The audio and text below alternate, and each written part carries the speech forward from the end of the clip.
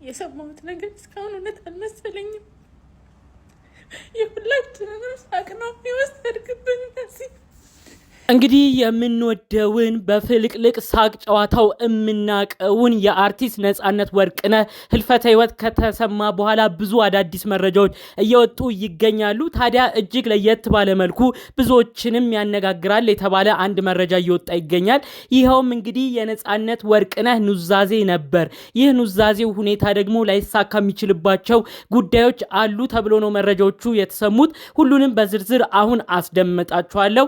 ዘሀበሻ በፌስቡክ ገጹ የጻፈውን ጽሑፍ ነው እማንብላችሁ። የብዙዎችን ልብ በድንገተኛ ህልፈቱ የሰበረው የተወዳጁ አርቲስት ነጻነት ወርቅነህ ወይም ነፂ የሞት መንስኤና የመጨረሻዎቹ ሰዓታት ሁኔታ ይፋ ሆነ በማለት ዘሀበሻ ጽሑፉን ያስነብባል። በመቀጠልም እንዲህ ሲል ይጽፋል። አርቲስቱ ዛሬ ጠዋት ለወትሮ የስራ እንቅስቃሴው ለመውጣት እየለባበሰ ሳለ ነበር ድንገተኛ ህመም የተሰማው። ምንጮች እንደገለጹት ነጻነት ጠዋት ላይ ወደ ስራ ለመሄድ ዝግጅት እያደረገ በነበረበት ወቅት ነው ከፍተኛ ህመም የተሰማው። ወዲያውኑ ለጓደኛው በመደወል ሁኔታውን ያሳወቀ ሲሆን ጓደኛው እንደደረሰም በፍጥነት ወደ አይሲኤምሲ ሆስፒታል አምርተዋል። ሆኖም በመንገድ ላይ ሳሉ ህመሙ እየባሰበት መምጣቱ ተገልጿል።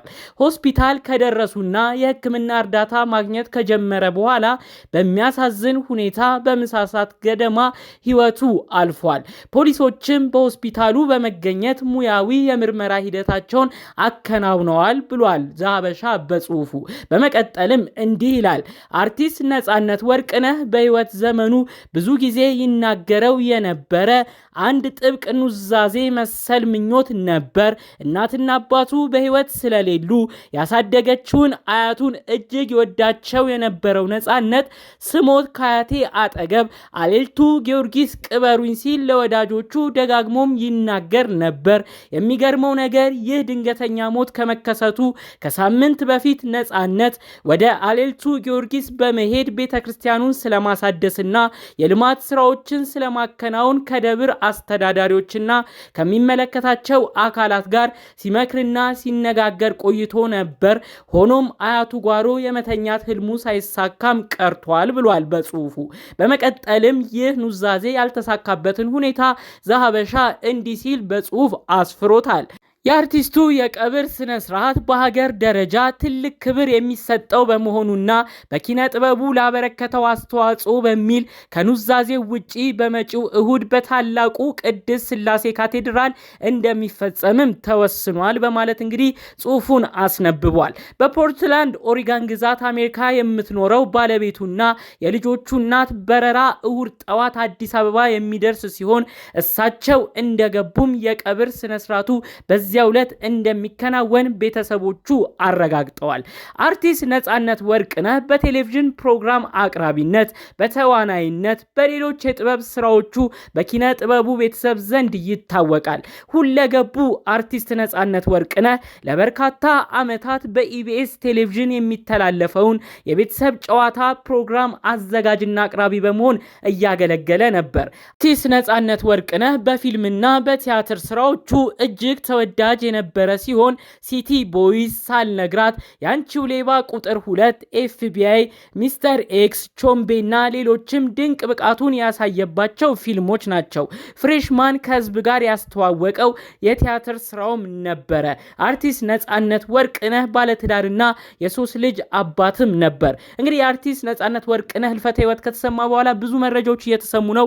ቅድም እንዳልኳችሁ ኑዛዜውን ይፈልግ የነበረው አያቱ መቃብር ጎን እንዲቀበር ነበረ ተናዞም የነበረው። ነገር ግን ለሀገር ካበረከተው አስተዋጽኦ በቅድስት ሥላሴ ቤተክርስቲያን እንዲፈጸም ነው የሆነው።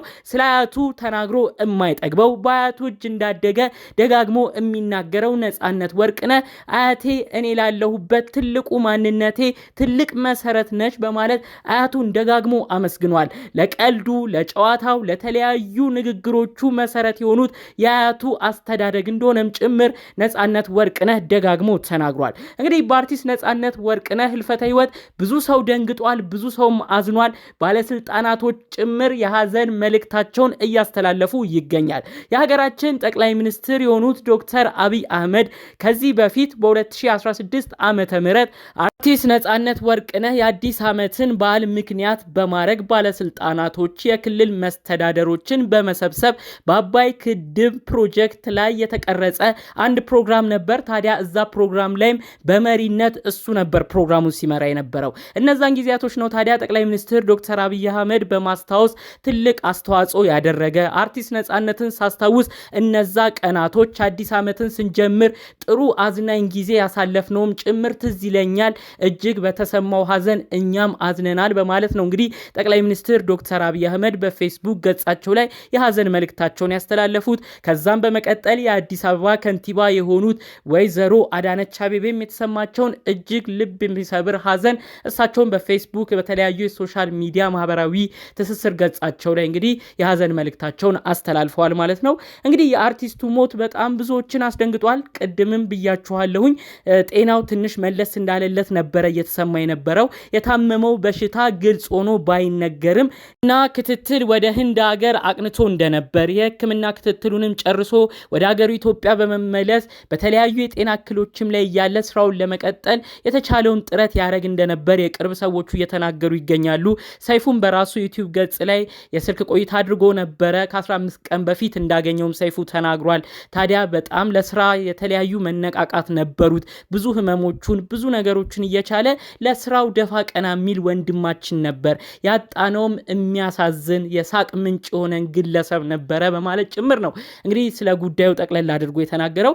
ብዙዎች በተለይ ከሰውነቱ ጋር በሚነበቡ ነገሮች በሽታው ጉበት ነው ሲሉም የነበሩ ነበሩ።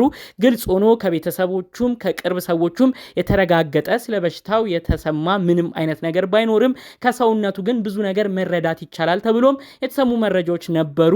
እንግዲህ አርቲስት ነጻነት ወርቅነህ በቅርብ ጊዜያቶች በሚቀረጽበት ሰዓት ላይ ሰውነቱ ለውጥ ነበረው። ፊቱ ከሳይ ማለት ነገር ነበረ። አይኑ አካባቢ የአይኑ መልክ መቀየርም የሚታይ የሚስተዋል ነበረ። በዛ ሁኔታም እንደውም አንዳንዶች ከጥቂት ወራት በፊት አረ ይህ የምንወደው የምናከብረው አርቲስት ነጻነት ወርቅነህ ምን አጋጠመው? እባካችሁ እንድረስለት። ምንድነው ያለው ችግር? የሚታይ በጣም የሚስተዋል የሰውነቱ ላይ የሚታዩ ለውጦች አሉ። ምንድነው አርቲስታችን ያጋጠመው? በማለት ሐሳብ ሲሰጡ የነበሩ ሰዎችንም በቲክቶክ ተመልክተን ነበር። እንግዲህ ያው አርቲስት ነጻነት ወርቅነህ ያለበትን ህመም ለብቻው ለማሸነፍ ሞክሮ ከወዳጅ ከቤተሰብ ዘመዶቹ ጋር እንግዲህ የታገለ ቆይቶ በስተመጨረሻ እጅ ሰጥቷል ማለት ነው። የእውነት ይህ እጅግ ልብ ሰባሪ የሆነ ጉዳይ ነው። ያው በ40 ቤት እድሜዎቹ እንደሚገኝም ጭምር ነው መረጃዎቹ እየወጡ የሚገኘው። ገና ብዙ በሚሰራበት ገና ብዙ ከፍ በሚልበት ጊዜያቶች እድሜው ላይ ነው እንግዲህ ወደ ሞት ያሸለበው ማለት ነው። ያው በስተመጨረሻም የተሰማው የአርቲስት ነጻነት ወርቅነህ የቀብር ሁኔታ በቅድስት ስላሴ ቤተክርስቲያን ዕለተ እሁድ ላይ እንደሚፈጸም ነው። እስከ እሁድ መቆየቱም ባለቤቱ ከውጪ እስክትመጣ ለመጠበቅ የተደረገ ጉዳይ እንደሆነ አብሮ መረጃው ተሰምቷል። ታዲያ በዕለቱ ያው የከተራ በዓልም የሚከበርበት ስለሆነ ከሰዓት እስከ 6 ሰዓት ባለው ፕሮግራም ስርዓተ ቀብሩ እንዲጠናቀቅ ነው ከወዲሁ ፕሮግራም የተያዘው ማለት ነው። በስተመጨረሻም እንግዲህ ለወዳጅ ለዘመዶቹ በዚህ ሀዘን ለተደናገጥን ለመላው ኢትዮጵያን ሕዝብ የእውነት ከልብ መጽናናትን እየተመኘው የዛሬ መረጃዎችን እዚህ ጋር አበቃለሁ። በሌሎች ጉዳዮች እስክንገናኝ ድረስ ሰላሙን ሁሉ እመኝላችኋለሁ።